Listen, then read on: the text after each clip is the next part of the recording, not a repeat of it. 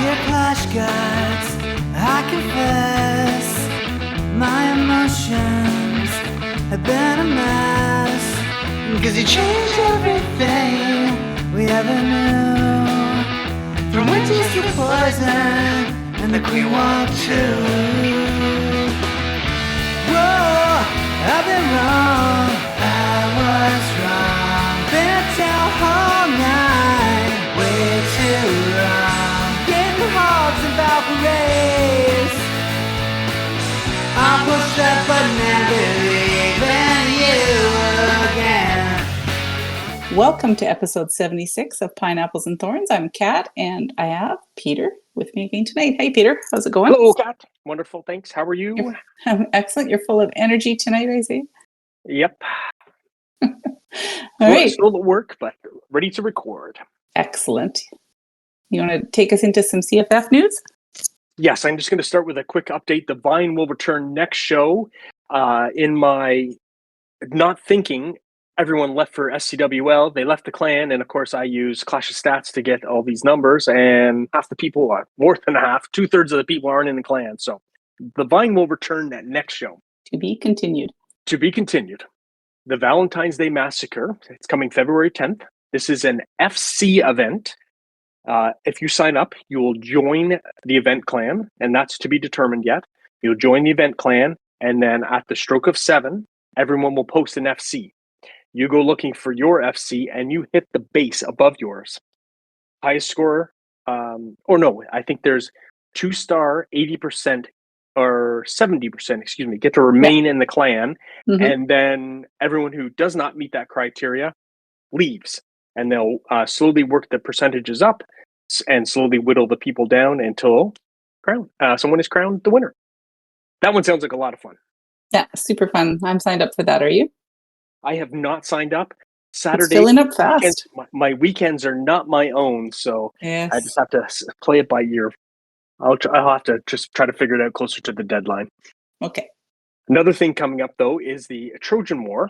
Because it's a leap year this February, we're going to spin, and this again for all Town Hall 16s, spin a 50-person war, and we're going to attack in the last, I believe, 15 minutes of that war. Mm-hmm.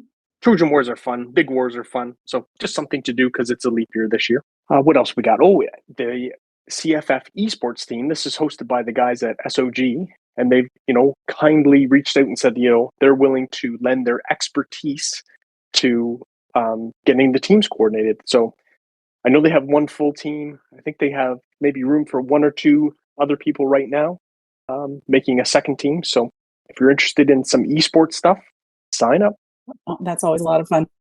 Yeah, I mean, we did those 5v5 things on Friday nights just to kind of keep the monotony of Town Hall 15 away. So this is better. I think with Town Hall 16, there's actually some hope of 3-starring. Yeah, so much better.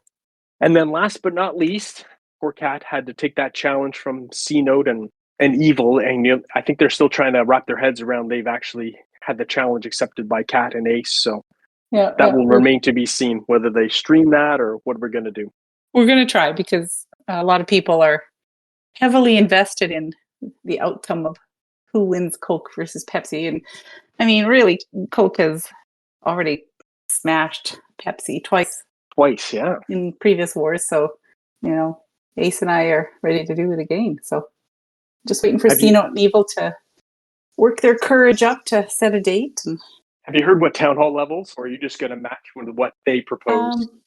We're definitely going to be running our 16s, both our 16s, and probably a Town Hall 15 or 2. I'm not too sure yet. We'll figure out the breakdown. We'll let everybody know. That'll be great. Yeah. All right. Well, tonight we have a very special guest with us, Jim Shorts Gaming. Jim, welcome to the show. Hello. Thank you so much for having me. And for those of our listeners who aren't familiar with you, can you give us a brief Clash history? We'll break it into because we know that you took a Clash break. So let's talk about pre-break first. Let us know when you started playing Clash of Clans and why you started playing, and why you took a break.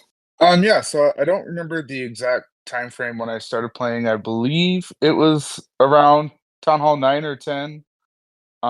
It was, just kind of a super casual thing, looking for something to play to keep myself busy and I was, very casual, kind of, here and there playing it, taking breaks every now and then. And I think when I can't remember if it was Town Hall 11 or 12 came out, I started playing a lot more consistently. I really just kind of got excited with the new stuff that was coming out, and it really just kind of drew me back in, and then of course life happens and, oftentimes takes priority. Hmm. So I took about I'm gonna say 2.5 year break before coming back to it. Yeah. And you had mentioned that before your break, you played a little bit competitively. You want to tell us a little bit about that experience? Tell us about the teams you played for and what town halls you played. Yeah, so when I came back and decided that I wanted to play again, I told myself that the only way I was going to do that is if I, decided to play competitively. I wanted to see if I could sit at the big kids table, so to speak. I watched a ton of YouTube videos, Twitch streams, watched matches, taking notes on what people are doing with certain strategies on certain bases.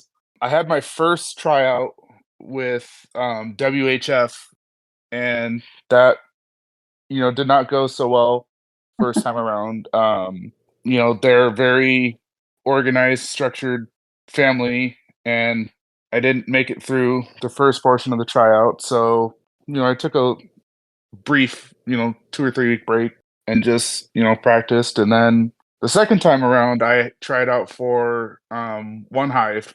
At the time I was watching a lot of Eric streams. I don't know if you guys are familiar with Eric. Hmm. He's a great Sure. streamer. Yeah. I was really a fan of One Hive at the time.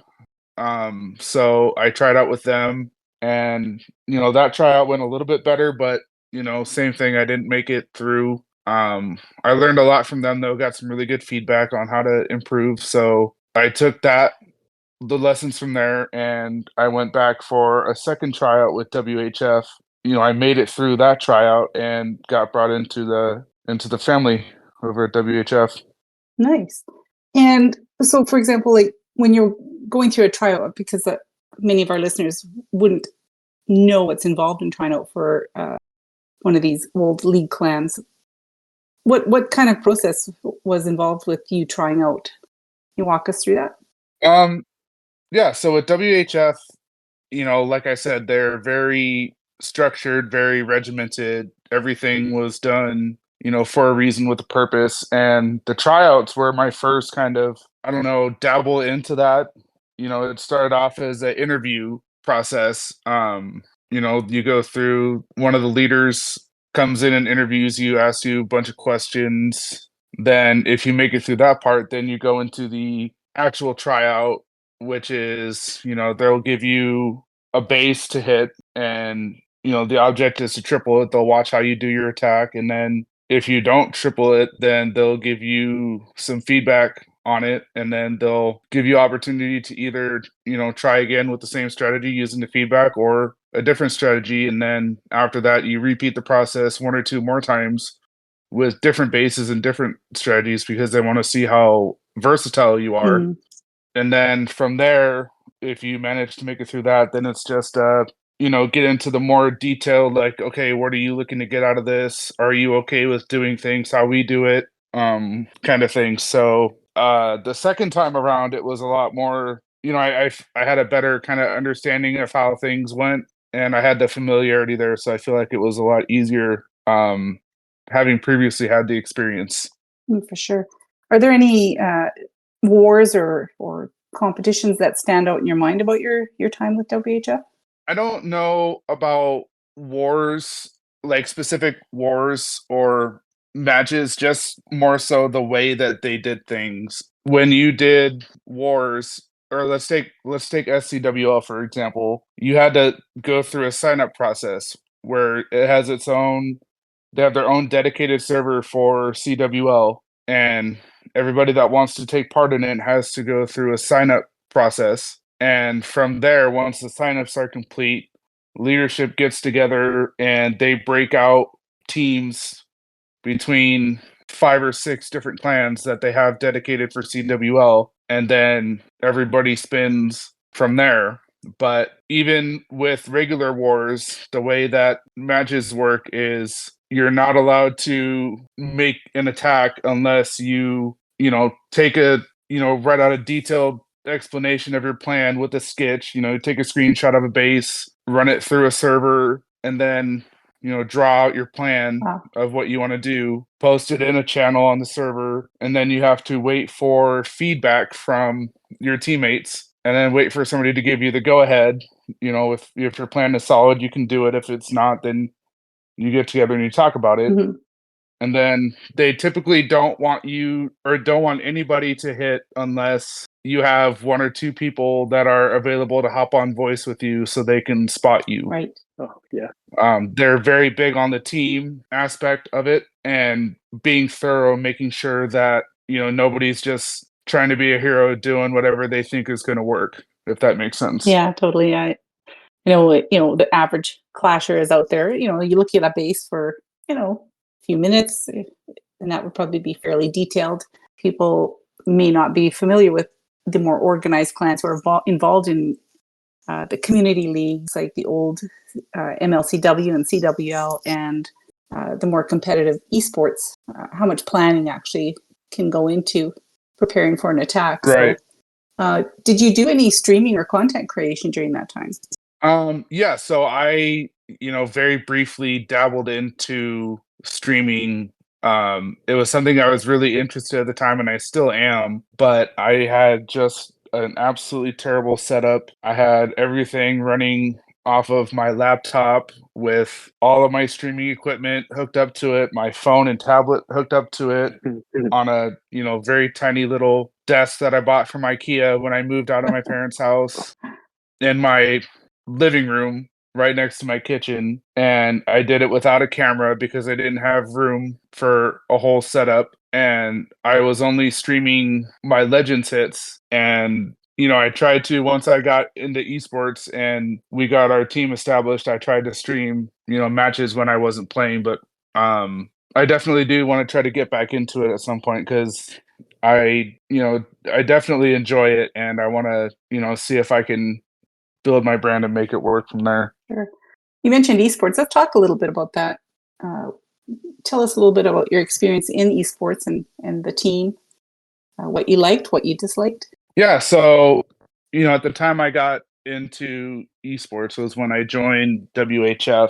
At the time, WHF was a feeder group for Tribe Gaming back when Tribe had a predominantly North American team. So WHF had two main clans, WHF and then WHF2. And unless you were, one of the top players, you were always put in WHF2, and then you had to work your way up from there. And then whenever Tribe needed players, they would pull from the main group. But then after, I can't remember which year it was, but Tribe switched to an all-German team. And from there, they split with WHF. So we kind of went and did our own thing. And, WHF was already pretty established in esports. They had one main esports team with all the powerhouses, and then we had 3 or 4 other teams that were getting established as well. And I had expressed an interest in it at the time. And, they said, I talked to leadership about it, and they said, hey, we're getting another team put together. If you want to, get with these guys, we'd love to get a 5th team launched. And so I got together and we sat down and talked about it. We came up with a plan and we launched a new team called WHF Old World. And it was very stressful for me. One of my good friends, old me, that helped me get into competitive playing was the leader, manager of our team. And he, expressed that he didn't want this to be a long-term thing. He was looking to get out of, Clash of Clans. He had some stuff going on he had to take care of. And so he kind of showed me the ropes a little bit about how to manage the team. And then eventually, once I got settled, he turned the ropes over to me full time. So I took over as a manager and a player. And it was very, very stressful for me.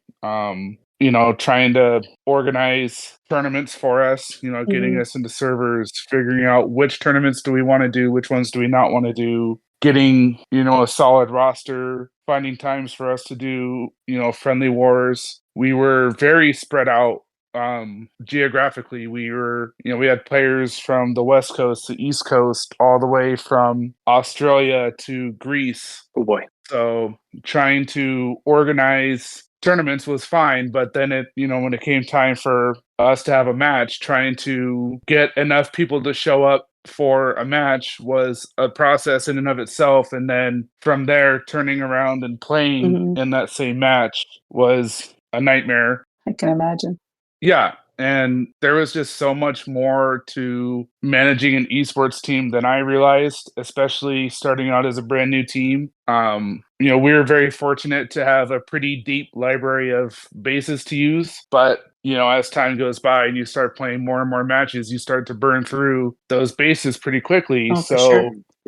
One of the biggest challenges we had was where do we get our bases? And, there's not a lot of, high quality base builders out there that want to build for a brand new team that is not established. Yeah, for sure. And so it came down to me buying packs of bases from base building groups like RH Base Building, Blueprint Base Building, going and buying packs from them to make sure that we had fresh bases for all of our matches, because it was impossible to get a quality base builder to build bases for us because nobody knew who we were. Right. So that was probably one of the most difficult parts for us. And, we didn't do very well, but I think the main part of that was we never had a chance to develop chemistry with each other, which I think is so huge for any team to have. You look at all the great teams, like we did a friendly war against Tribe Gaming one time, and they absolutely destroyed us. I don't even think we might have put up 9 stars against them. But they didn't put a perfect war up against us. I will take pride in that. They only put up 14 stars instead of 15. Take that victory. Yeah, but I talked to a couple people on their side, and all of their free time is friendly wars. When they're not doing their Legends hits or whatever it is they're doing friendly wars. They're spinning challenges all the time. Yeah. And with how spread out we were, geographically, it was very difficult for us to come together to do that. So, and then having people that commit to playing in a match and then backing out later, trying to find replacements. It was very difficult for us to develop any kind of chemistry. So I think that was ultimately our biggest downfall. As stressful as it was a very fun experience, and I wouldn't trade it for the world. That sounds awesome. So do you have any specific advice that you'd give to anybody who wants to start out in esports? I would say practice. I'm a very competitive person. Naturally, I grew up in sports, so that's where it comes from. I learned how to be competitive from a very young age, and everything I do, whether it's Clash or anything in life, I'm very competitive at it. And so, it got to a certain point where, I wasn't watching TV in my free time. If I was doing anything, it was watching YouTube videos and streams. And I would watch, like, Gaku he always streams his Legends hits. And I would always just pop in, watch what he does, take notes. Okay, where is he placing his heroes? Is he waiting? How long is he waiting to use a siege machine? What kind of siege machine is he using? What is he doing with this type of base? Is it a box base? Is it a ring base? Is it an anti-2-star base? What are the different things that these guys are using? And just taking notes as much as I could, and then trying to incorporate that into what I was doing. And then another thing that I still do, and I think is super helpful as well, is I rotate strategies every season for Legends League. So at the beginning of every season, I typically try to rotate to a new strategy to try to make myself more diverse and give myself more tools so I don't have to rely on just one or two strategies. That's great advice. So I think that was key. We didn't have a lot of that on our team. Everybody just kind of specialized in one or two things. So it became a hindrance when people, build bases a certain way. And I don't feel like you really see that unless you're playing at the highest level where, you have teams like Tribe Gaming or Navi, where they're building against certain teams. They're not building against the meta or building against a certain strategy. They're building bases against teams. Right. Yes.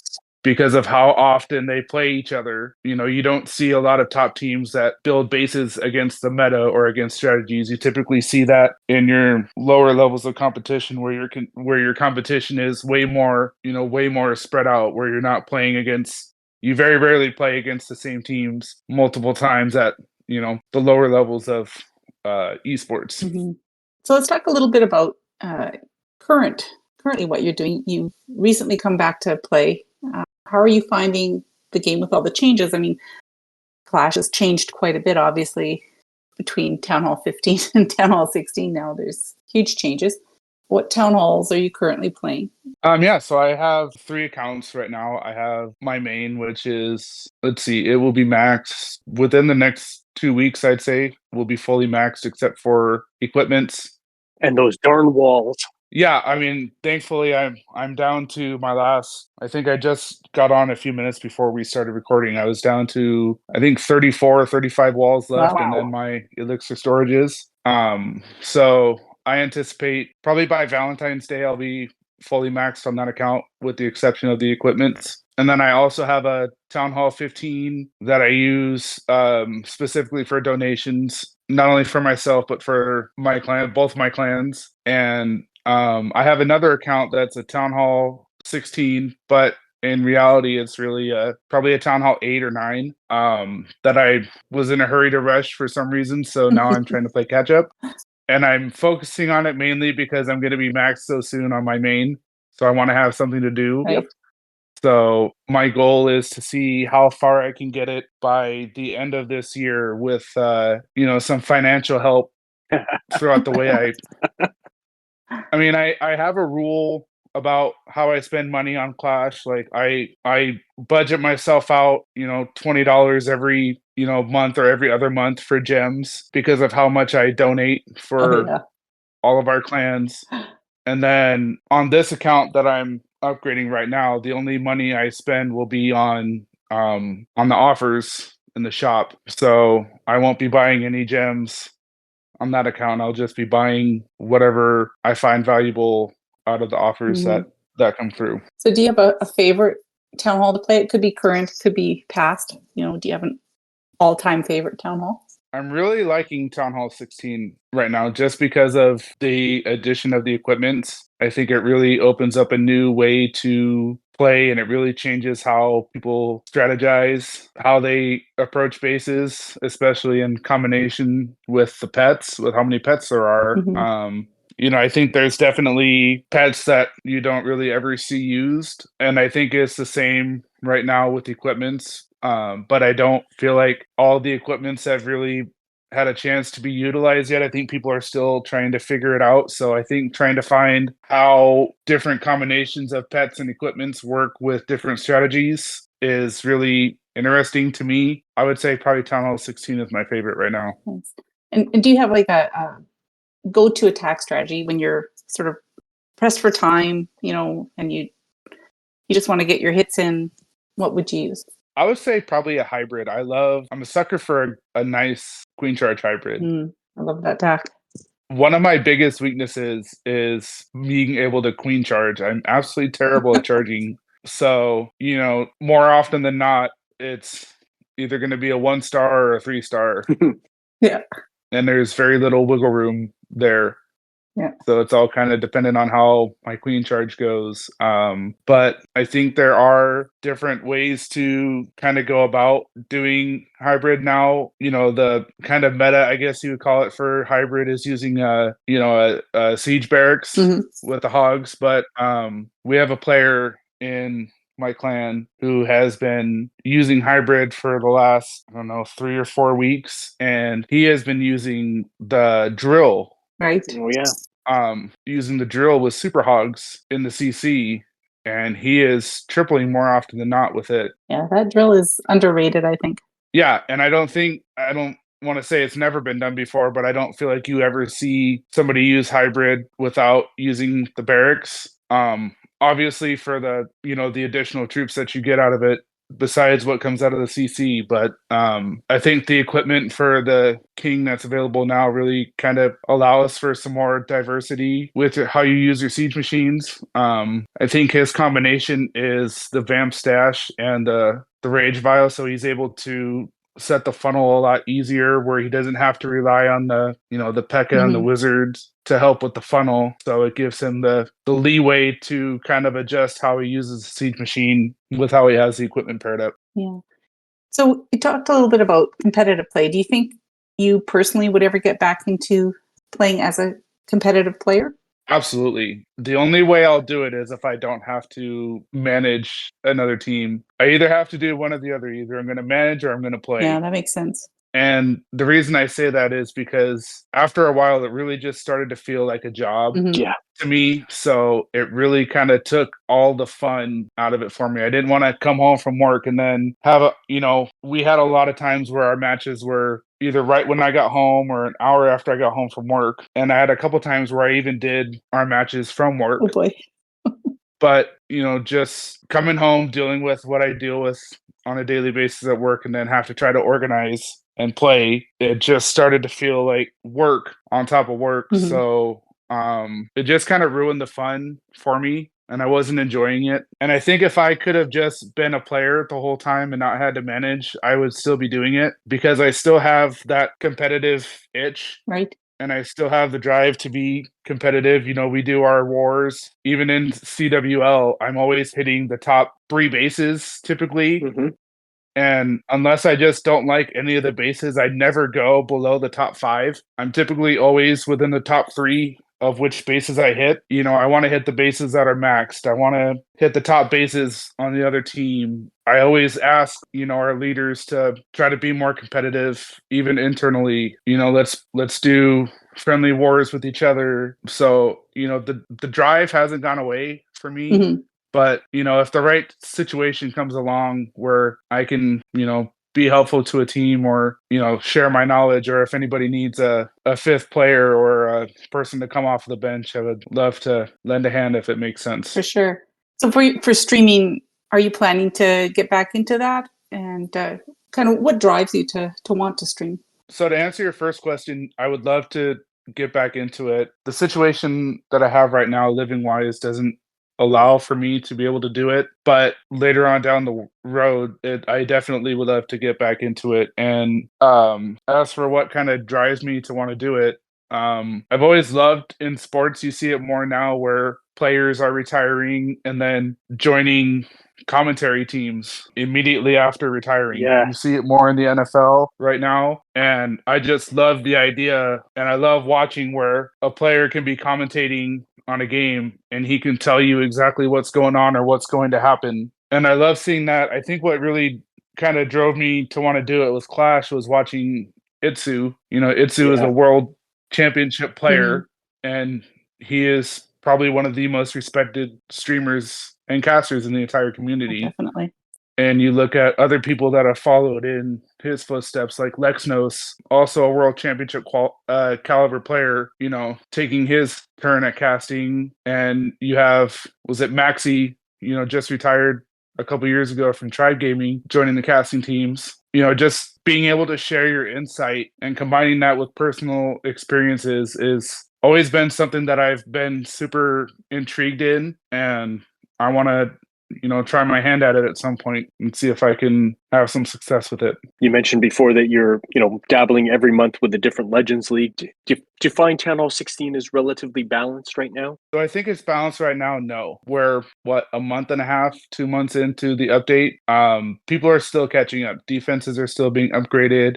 People are still kind of figuring everything out. So I don't think it's balanced right now, but I think it will be as more defenses become upgradable. We all remember how difficult Town Hall 15 was. Yeah.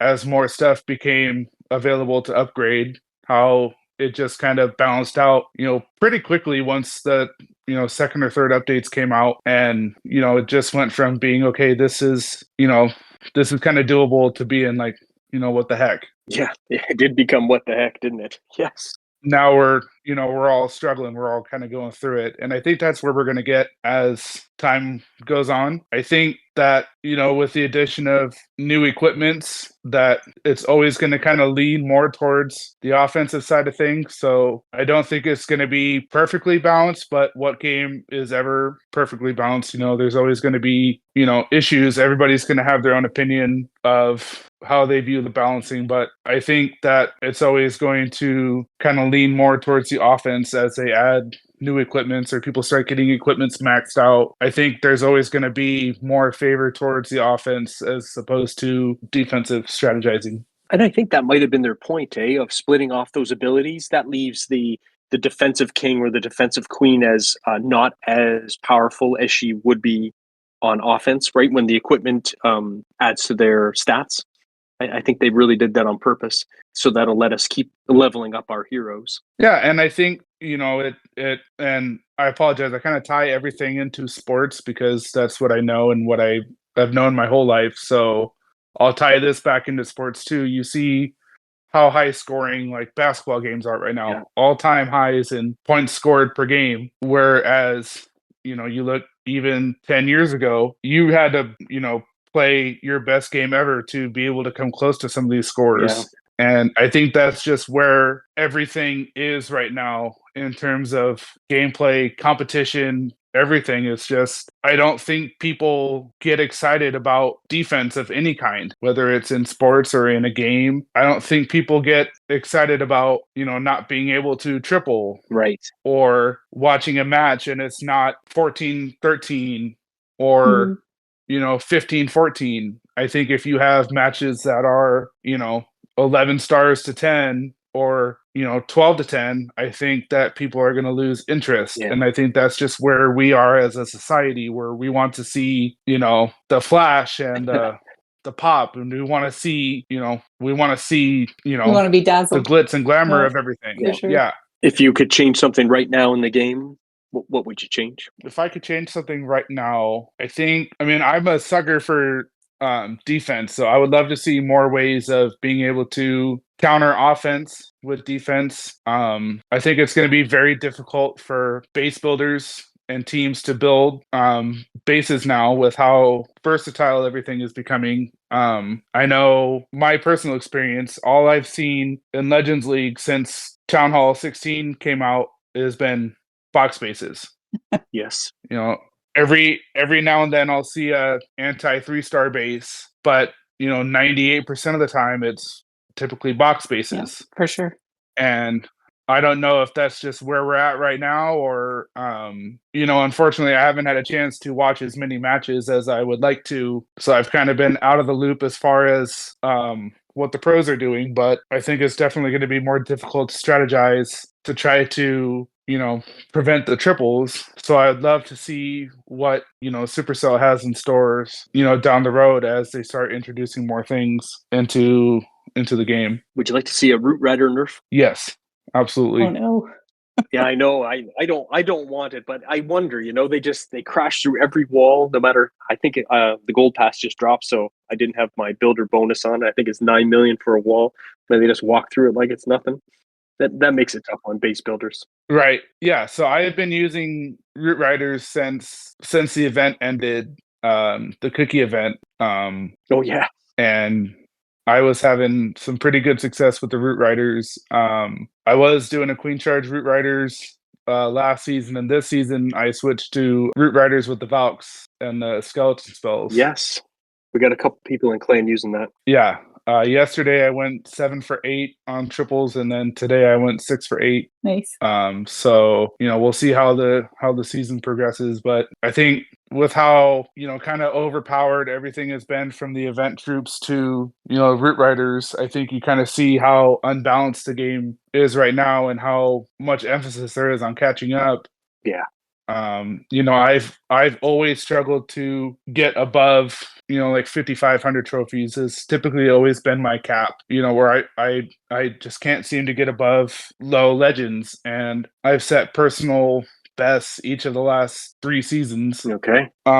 So last season I finished just under 5,800. The season before it was just over 5,800. I'm at almost 5,500 right now. I think I have one or two defenses left, but I think you kind of see just kind of what the state of the game is right now. And, I don't know.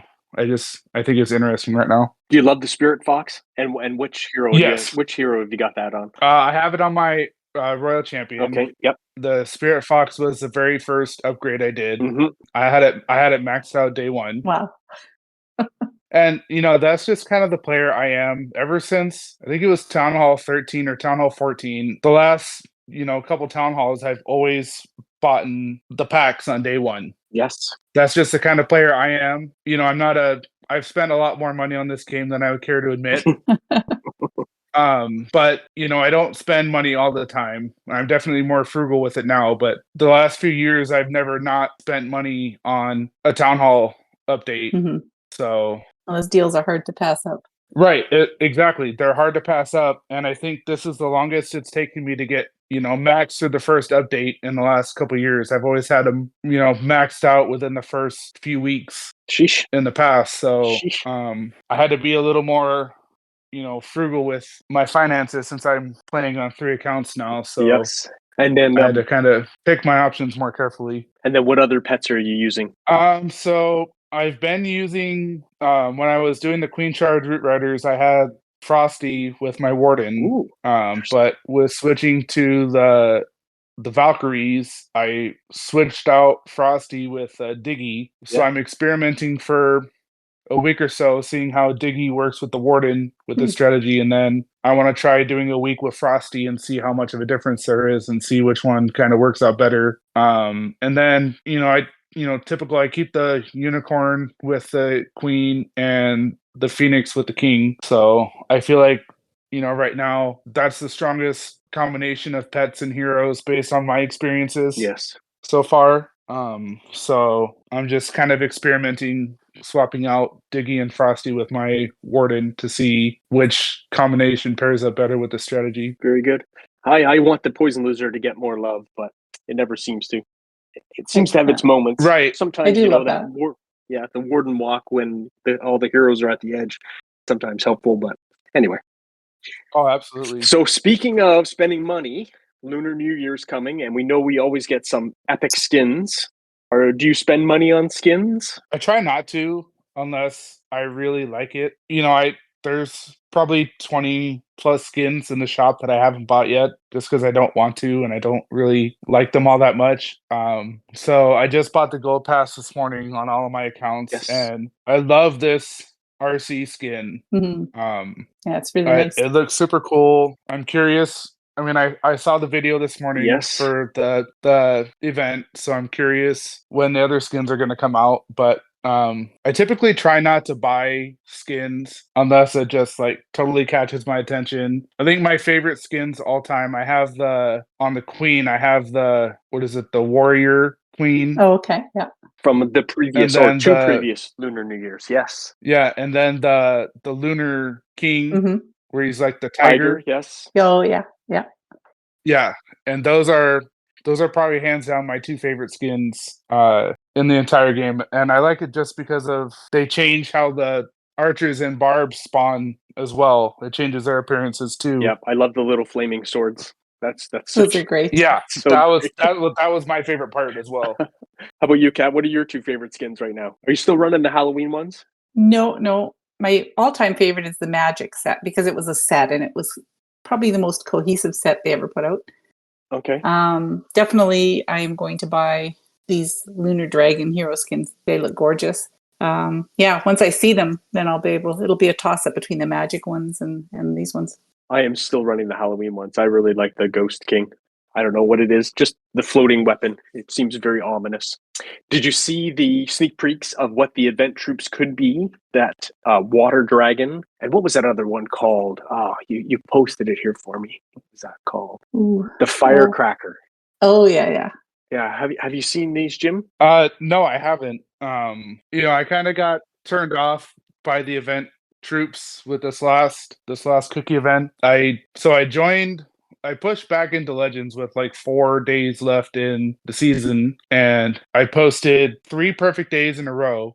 And then on the last day, I went 7 for 8. So 4 days left, I get into Legends, and then I push almost 900 trophies in 4 days. That's crazy. And it's just like, what are we doing right now? And I think I saw how, upset the pro community was with it, but I don't think it's as easy of a fix. Oh. My kind of perspective on it is that, you kind of have to be careful about how you do it. If you put something new in the game and it's not very good from the start, are you going to be more inclined to use it as time goes on? Probably not. Right. Because it's not good. But if you put something new into the game and it's great, even if you nerf it, you're still going to be more inclined to use it. So I think it's a very fine line of how you do things. I personally think it's better to put something in the game that's too strong at first and then nerf it. Mhm. It only took a few days for them to nerf the spells in the cookie event. Yeah, that's true. It took them 3 or 4 days to nerf it. So, and then you saw immediately how strong the nerf was. We had a war starting the day they nerfed it, and I remember logging on and I barely 2-starred both of my attacks, and I was like, what in the world just happened? And so I think it's a very fine line that, as developers, they walk. But I think it also comes back to, they have to decide who they want to cater to. Mhm. Whether they want to cater to the pros or do they want to cater to the casuals. And, you can go on Twitter right now and see how the pro community is not happy with the state of the game right now. They think it's too easy. They think there should be more done to make the game more competitive or more difficult, but I don't think it's that easy. I think you have to really kind of look at where your player base is. For sure. If you look at the pro community, how many people are playing at the absolute highest level of the game right now? Probably 200 to 500 people. Yeah. That are, elite top tier Clash of Clans players, probably under 500 people, right? So you have the 1% on this side, and then you go and look at the 99%. Clash of Clans averages 75 million monthly users. So, on one hand, you have your pro community, which you're committing over $1 million a year to for worlds and community tournaments and whatnot. Or you have the player base where you're getting all your money from. Exactly. You're getting all your money from the 75 million people that, some of them might not play the game every day, but, a fair amount of them will spend money on the game. Agreed. So, you kind of have to, if you make the game too difficult and cater to pros, you're going to lose the 99% because not many people are going to want to play it because of how difficult it's going to be. Yes. We all saw that at the end of Town Hall 15. Yeah. Yeah, exactly. And the pros loved it, I think. It was hard enough for them. Yeah, so you're not going to be able to, please everybody, just like in life. You can't make everybody happy, but, just with the balancing thing, you have to try to find a happy medium that works for everybody. Yes. Yeah, Jim, you already weighed in on this, but I want to ask Kat, do you find like this is the third event in 3 months that we're going to have, right? We had Lavaloon, and I can't remember any of the other Halloween troops, and then we had the cookie event, and now we're about to hit this Lunar New Year one. Do you feel like they're kind of, I don't know what the right word is, pushing you to play their way, use these new things? Are you feeling like it's too much? Let's see.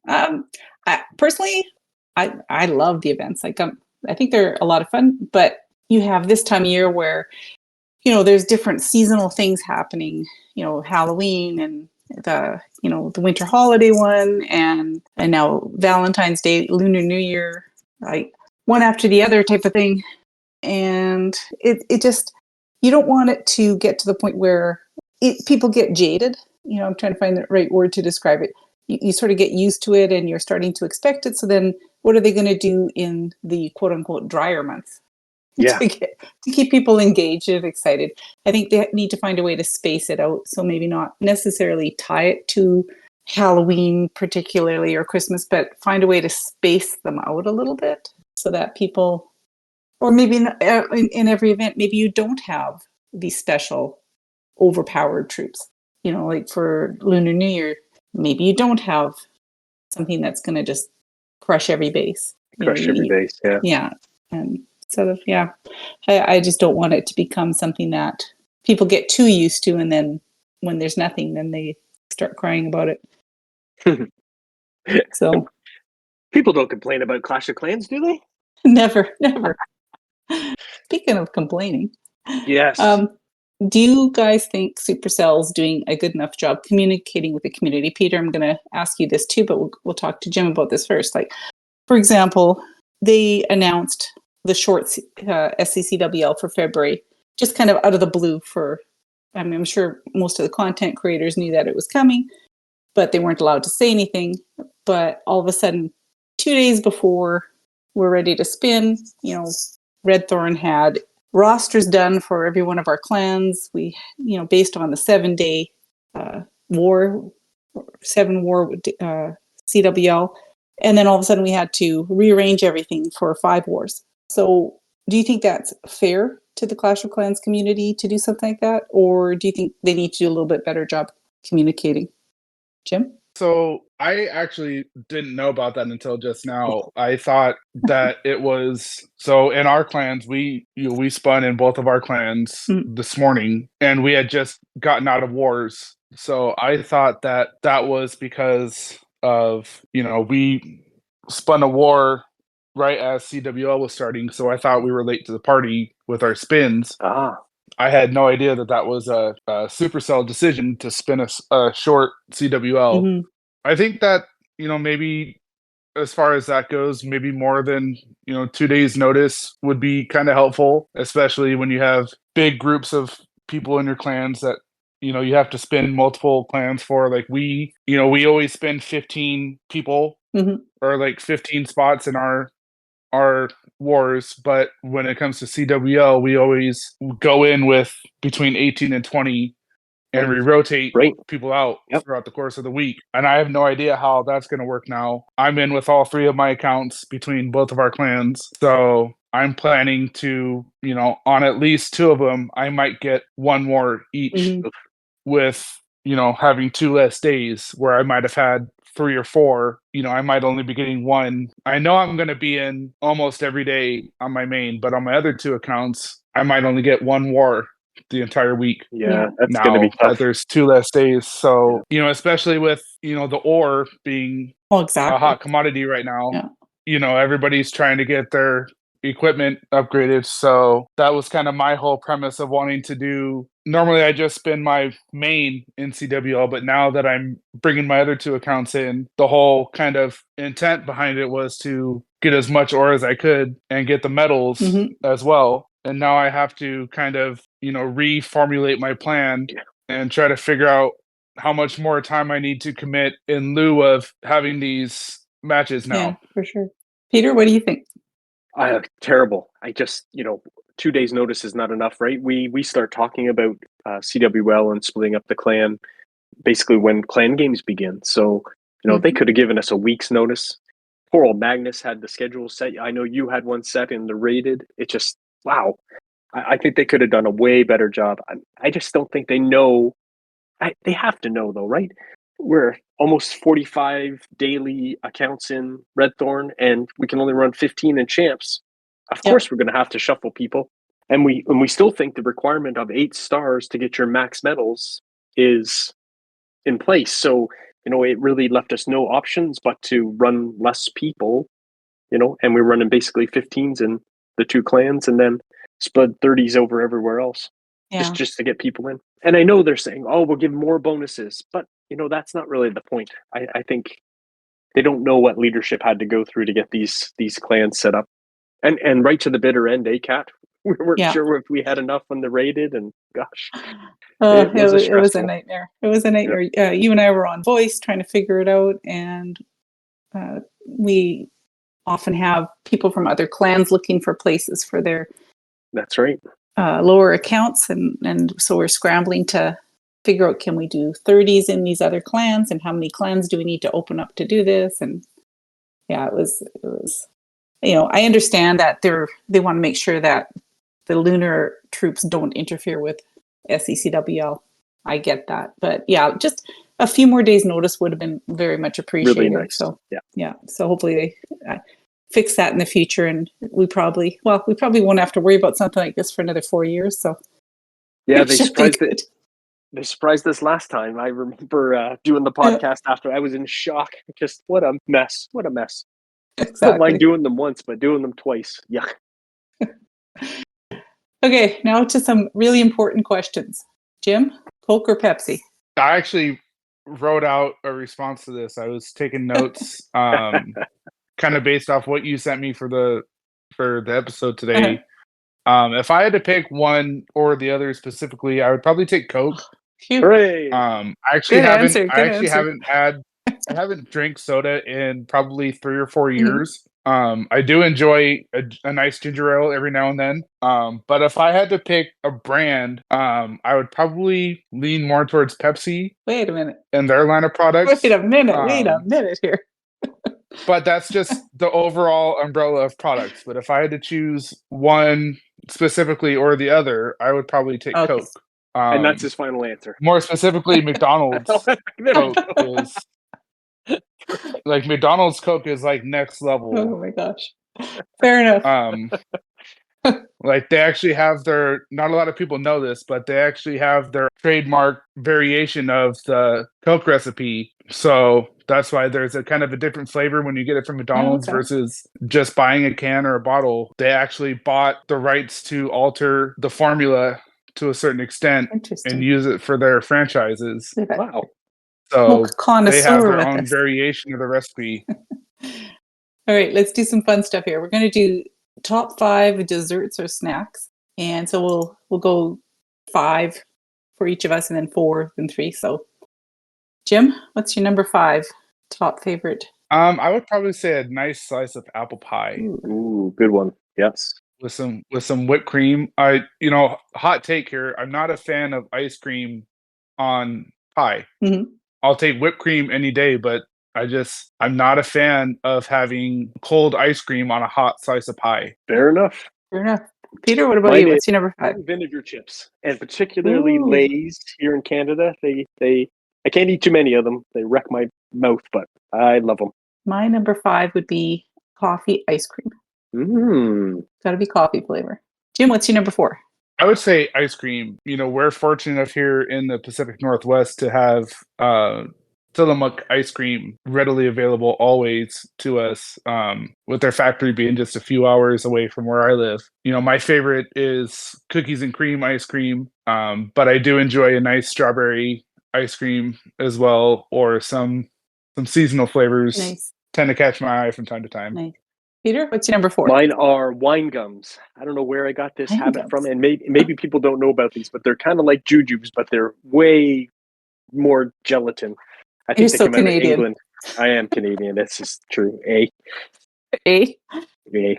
My number 4 is maple donut. Yep. Got to be maple. Jim, what's your number 3? I'm gonna have to go with donuts. I'm a sucker for a fresh apple fritter. Oh yeah. Oh yeah. And nothing's better after a long day of work, or if you're going to work early in the morning and the donut shop's open and you swing in and you grab a fresh, hot donut. Yeah. Nothing better. Nothing better. Peter? My number 3 is popcorn. Sit down to movies or just even at home. It's like my go-to snack. Excellent. My number 3 is red licorice. But it's got to be cold. Like warm licorice is gross. Oh, it's got to be cold. That's why you live in Winnipeg. Just to have your licorice cold all the time. I just put it outside. Jim, what's your number 2? Number 2. So I actually debated about this, but I'm going to have to say cookies. Can't come wrong. I love a nice gooey cookie where it's crispy on the outside and super soft on the inside. Okay, you're talking fresh, home baked.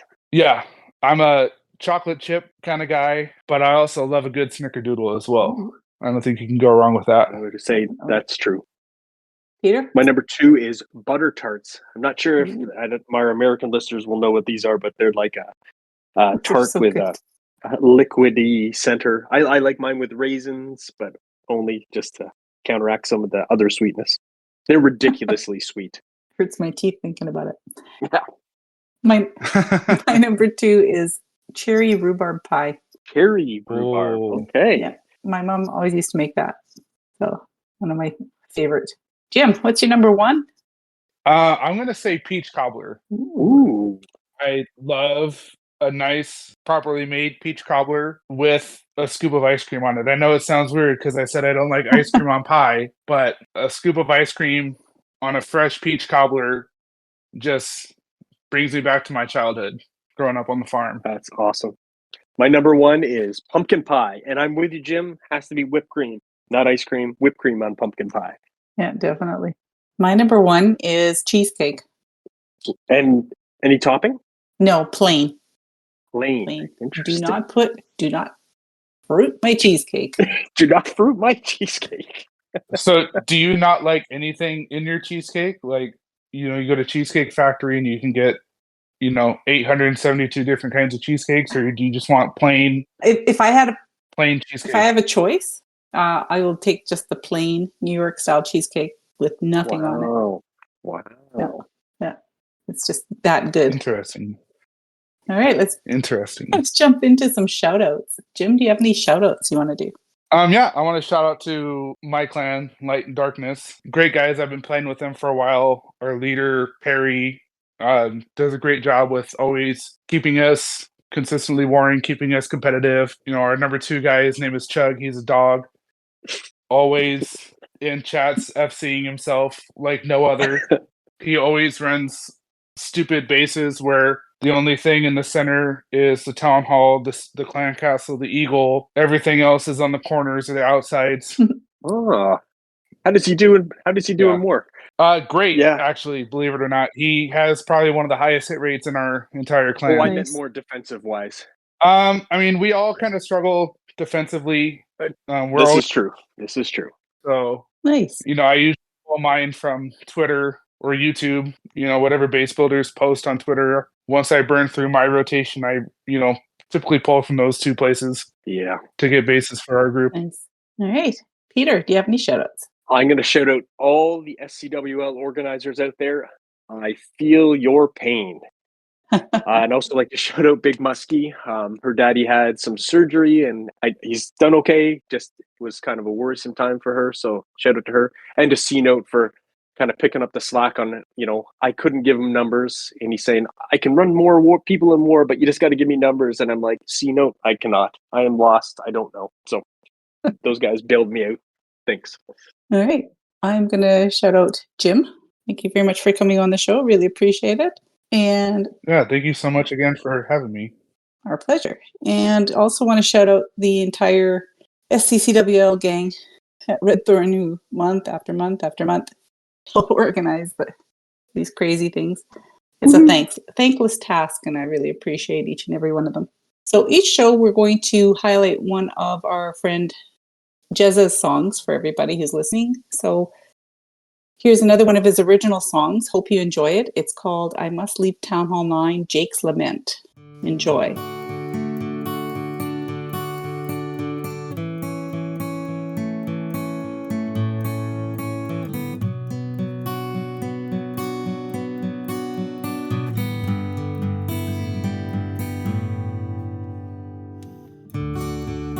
Well, Jonas took the stage and said the game had changed, and then announced a new town hall.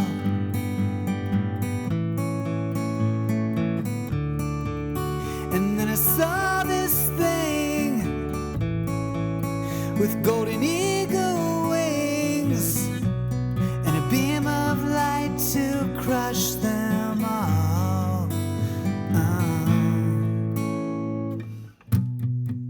They're saying 10 is the new 9, but I'm afraid I must decline.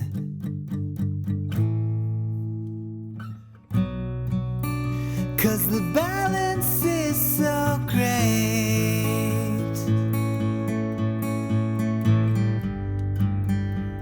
and 3 stars is my game.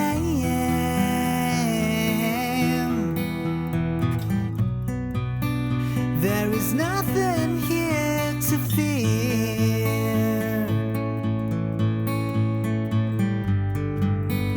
no infernal towers near.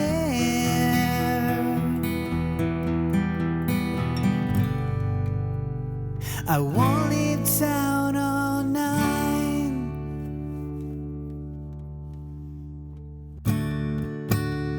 But where there's more, we have a new hero to adore. And I hear he runs on that pink stuff. But this is not enough to make me rush on up. I've got 15 lava walls left. You know, that's very important to finish those up. 'Cause the balance is so great.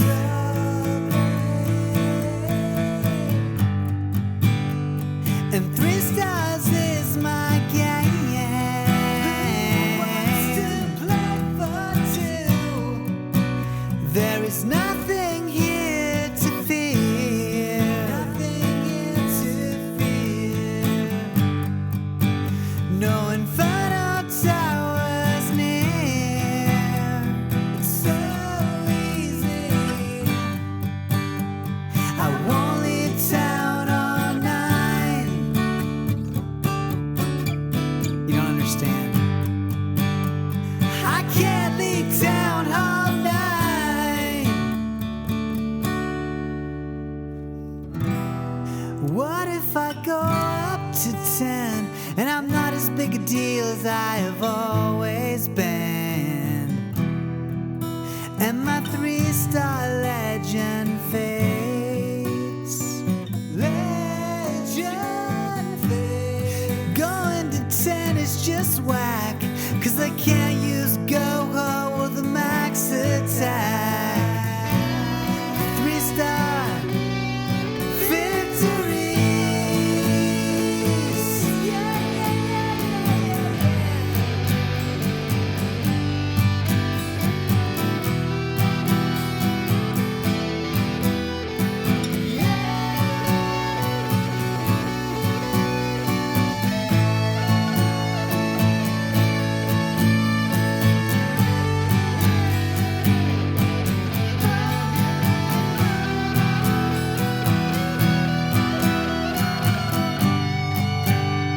I won't leave town all night. I won't leave town all night. No, I can't leave town all night. This is not an option. It's the greatest fear in my life. Well, a friend of mine named Jezza wrote that song, and he told me it was the perfect Clash of Clans song. I wrote him back a letter and I told him it was not the perfect Clash of Clans song because he hadn't said anything at all about poison spells, or extra 30 seconds, or Dark Clan Castle spells, or Supercell ruining the balance at Town Hall Night.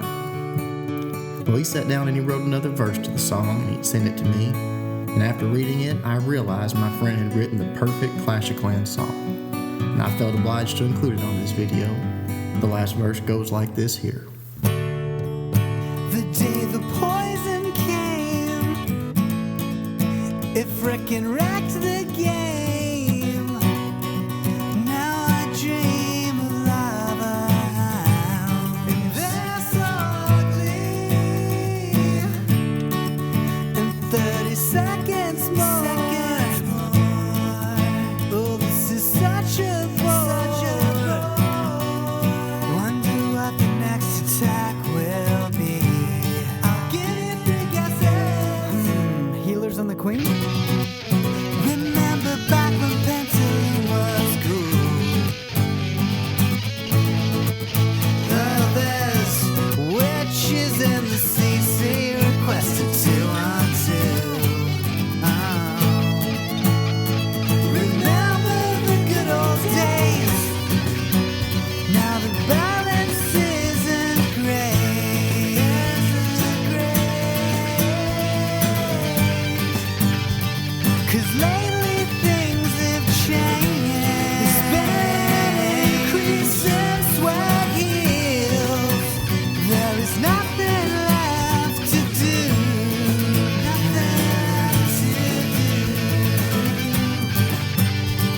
My heroes are max, my lava walls are through. I must leave town all night.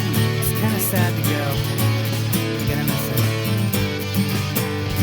I must leave town all night. They say all good things must come to an end. Spend the greatest time in my clash life. Have fun at St. Jake, but don't spend too many gems. Mrs. Jake may not like it. Thank you, everyone, for listening. The CFF is a family of clans who love to play various games such as Clash of Clans, Clash Royale, among others. You can send questions or comments to us on Twitter at RedthornCOC. To get more information on our clans, events, and podcasts, join the CFF Discord at discord.gg/clashfiles.